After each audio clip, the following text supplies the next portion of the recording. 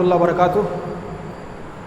आज का ये दर्स अदना के रियाजियात का पहला दर्स है और इसमें हम नंबरों के बारे में पढ़ेंगे कि नंबरों के साथ हम किस किस तरह का मुआमला कर सकते हैं। इन हिंदिसों के साथ अगर हम उनके मकाम को चेंज करें या उनकी जगह को चेंज करें तो इससे क्या तब्दीली आ सकती है, क्या नंबर में या उसके वैल्यू में कोई डिफरेंस आ सकता है या नहीं, इन सारी चीज़ों पे हम डिटेल से डिस्कस करेंगे। तो इसमें से सबसे पहला पॉइंट मुख्तसरन ये है, इसमें से सबसे पहला पॉइंट ये है कि कैसे हम मुख्तलिफ हिंदिसों से, चंद हिंदिसों से कई एक नंबर बना सकते हैं। मिसाल के तौर पर अगर हमारे पास हो 1, 2 और 3, हमारे पास 3 हिंदिसा हो और इन्हीं हिंदिसों की बुनियाद पर हमसे कहा जाए कि आप नंबर बनाइए, कोई अदद बनाइए, छोटा या बड़ा, तो आप कैसे बनाएंगे। तो अब हम इनको देखें कि हम इससे कई 3-4 तरह के अदद बना सकते हैं। हम इससे 21 बना सकते हैं, हम सिर्फ 1 भी बना सकते हैं, 321 बना सकते हैं, 213 बना सकते हैं, 231 बना सकते हैं।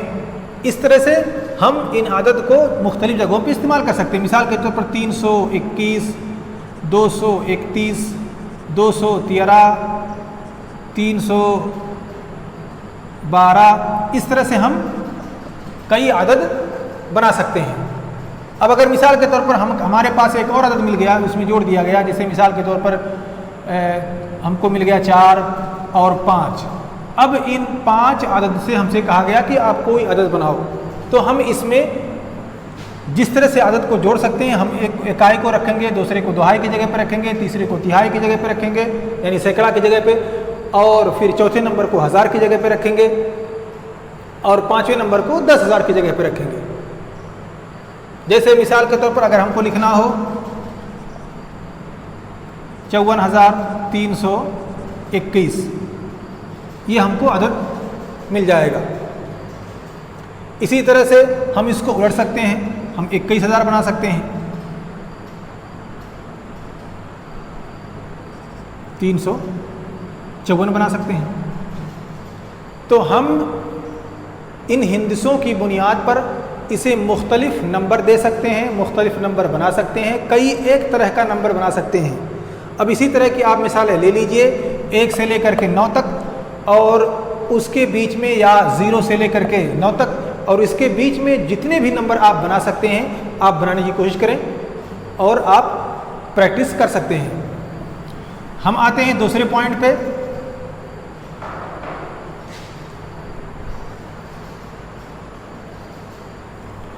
अब हम आते हैं दूसरे पॉइंट पे, हिंदिसों के मकाम को बदलना। अगर हम हिंदिसों के मकाम को बदल देते हैं तो क्या इससे नंबर पर कुछ डिफरेंस पड़ता है, क्या आदद जो है मुख्तलिफ हो जाते हैं, क्या उनकी वैल्यू घट जाती है या बढ़ जाती है, इस पर हम डिस्कस करेंगे।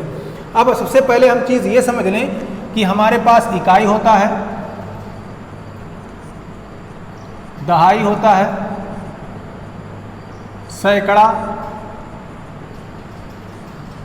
और हज़ार। हम इन्हीं 4 पर डिस्कस करते हैं। अब मिसाल के तौर पर हमसे कहा गया आप लिखिए 4,225।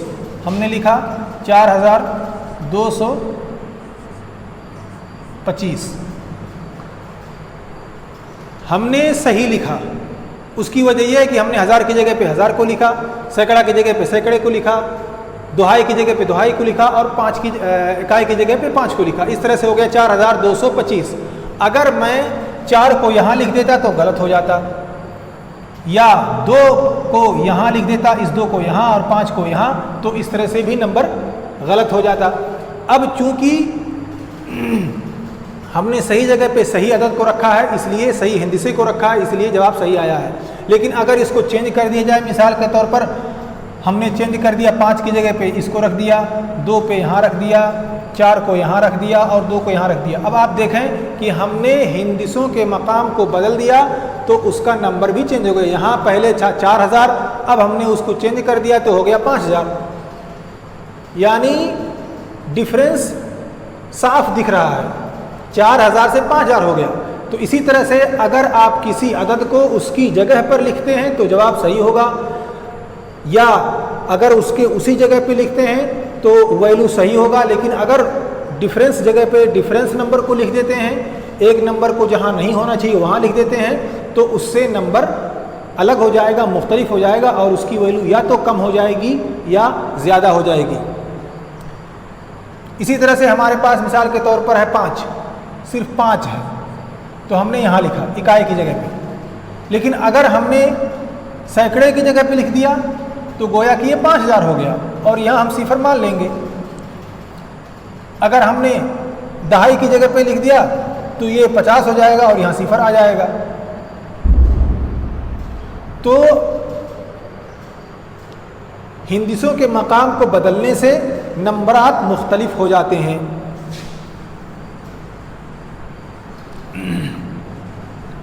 अब एक और मिसाल लेते हैं।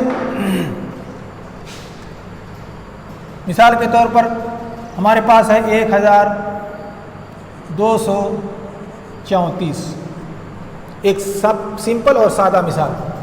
हमने कहा 1234, अगर इसी को उलट दिया जाए तो 4000 हो जाएगा, या हम 2 को 1000 की जगह पे लिख दें तो 2000 हो जाएगा, या 3 को 1000 की जगह पे लिख दें तो 3000 हो जाएगा। तो इस तरह से नंबरों के मकामात को बदलने से नंबर का वैल्यू घटता या बढ़ता रहता है। हम फिर आते हैं तीसरे पॉइंट की तरफ, बड़े आदाद का तारुफ।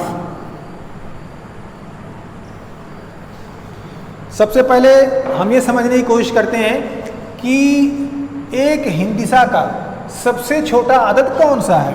एक हिंदिसा का सबसे छोटा अदद कौन हो सकता है? 0। और सबसे बड़ा क्या हो सकता है? 9। एक आदद है अकेला, इसमें न दुहाई है, न दहाई है, न सैकड़ा है, न हज़ार है, न और कुछ। ठीक। अब आते हैं 2 हिंदिसों वाली गिनती पर। 2 हिंदिसों की सबसे छोटी गिनती क्या हो सकती है? इसी एक आदद वाली गिनती में 1 जोड़ दीजिए, आ जाएगा 10।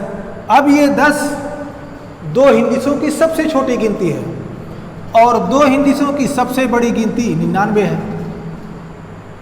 अब अगर आप इसी 99 में 1 जोड़ दें तो आपको मिल जाएगा 100, और ये 100 3 हिंदिसों की सबसे छोटी गिनती है और इसकी सबसे बड़ी गिनती होगी 999। अब इसी 999 में अगर आप 1 जोड़ दें तो हो जाएगा 1000, और 1000 4 हिंदिसों की सबसे छोटी गिनती है और 4 हिंदिसों की सबसे बड़ी गिनती होगी 9999।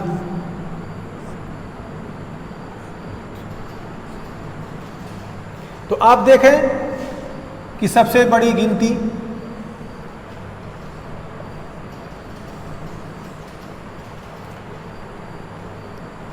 एक हिंदिसे की सबसे छोटी 0, उससे बड़ी 9, उस 2 हिंदिसों की सबसे बड़ी 99, 3 हिंदिसों की सबसे बड़ी 999 और 4 हिंदिसों की सबसे बड़ी 9999। ये है, इस तरह से हम आदत को पहचान सकते हैं, आदत बना सकते हैं और आदात को लिख सकते हैं। अब इसमें हम जैसे ही 1 जोड़ेंगे 10,000 हो जाएगा और इसमें 1 हटाएंगे तो ये 9998 हो जाएगा। अब इसके बीच में हम बहुत सारे आदत लिख सकते हैं।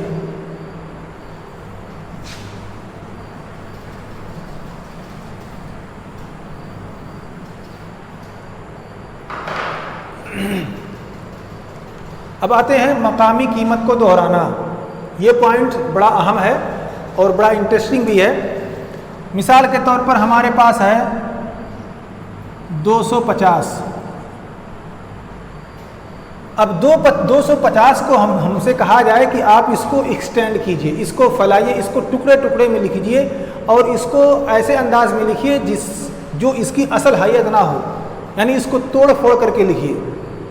तो हम क्या लिख सकते हैं? हम लिखेंगे 250 को 200 प्लस 50, 250। एक तरीका ये हुआ। अब इसी 250 को हम दूसरे तरीके से लिख सकते हैं। हमारे पास 2 है और इसकी वैल्यू जो है वो सैकड़ा है, इसलिए 2 ज़रबे 100 इधर हो गया 200। हमारे पास 5 है, इसका वैल्यू दोहाई है यानी 50 के बराबर है, इसलिए 5 ज़रबे 10 बराबर 50। और फिर हमारे पास और कोई वैल्यू नहीं, ज़ीरो है ही नहीं है, इसलिए हमने जोड़ दिया, हमको मिल गया 250। ये एक तरीका हुआ। दूसरा तरीका, अब और अगर इसी को हम चाहें कि एक और तरीके से लिखें तो वो भी लिख सकते हैं।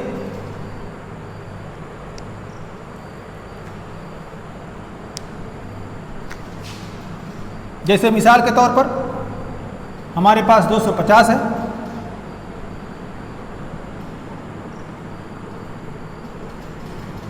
हमने 200 को अलग कर दिया, 50 को अलग कर दिया, अब 200 है,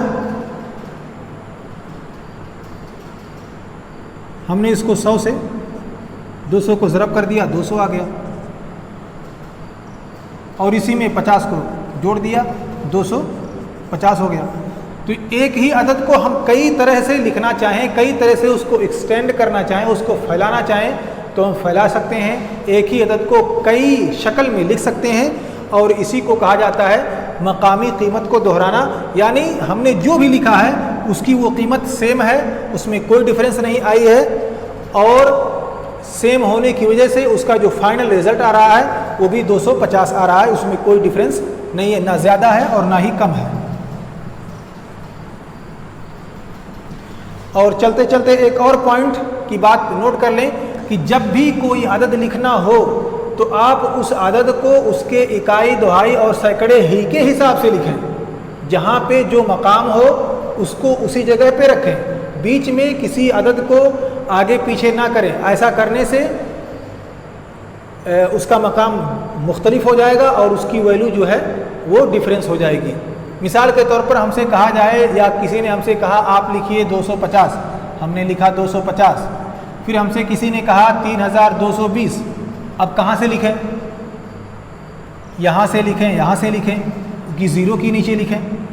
हमसे कहा गया 3225। अब हमको पता है कि 1000 का मकाम चौथा होता है, चौथे नंबर पर है, तो 1000 की जगह पे हमने 3 लिखा, 225 3225 हमने 200 की जगह पे, सैकड़े की जगह पे 2 लिखा, हमने दहाई की जगह पे 2 को लिखा और इकाई की जगह पे 5 लिखा। फिर हमसे कहा गया आप लिखिए 20, हमने 20 लिखा, क्योंकि दहाई की जगह पे और उसकी जगह पे, इकाई की जगह पे 0।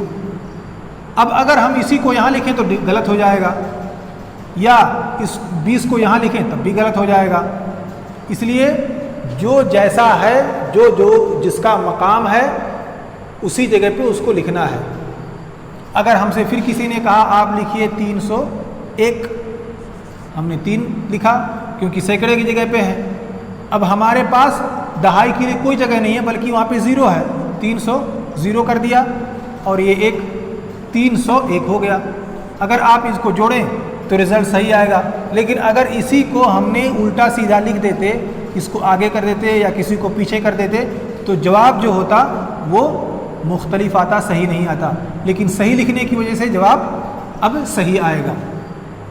तो इस चीज़ का हमेशा ध्यान रखें और जब भी जोड़ें तो इस चीज़ को ध्यान में रख करके ही कोई चीज़ लिखें और उसी हिसाब से जोड़ने की कोशिश करें।